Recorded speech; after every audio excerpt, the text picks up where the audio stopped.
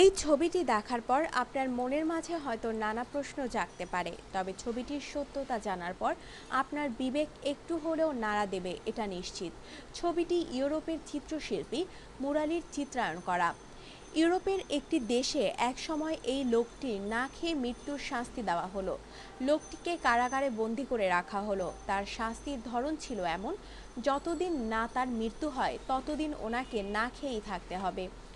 এমন অবস্থায় ওই লোকটির একমাত্র কন্যা বাবাকে দেখার জন্য সরকারের কাছে অনুরোধ জানায়। অনুরোধ ক্রমে প্রতিদিন একবার করে দেখার অনুমতি পেল মেয়েটি।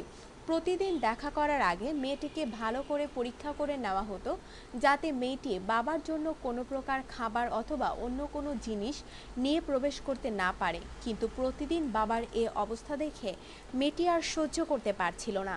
তাই সে নিজের বাবাকে বাঁচানোর জন্য নিরুপায় হয়ে নিজের বুকের দুধ খাওয়াতে লাগলো। এদিকে সপ্তাহ পেরিয়ে মাস গড়িয়ে এলো, তবুও লোকটির মৃত্যু হচ্ছে না। এতে করে সকল প্রহরীদের মনে সন্দেহ হলো, লোকটি কি করে এখনো জীবিত। তাই পরদিন এক প্রহরী মেয়েটির পিছু নেয় এবং বাবাকে নিজের বুকের দুধ খাওয়ানো অবস্থায় মেয়েটিকে ধরে ফেলে। এ বিষয়ে এ বিষয়ের উপর আবার মামলার মোকদ্দমা হয়।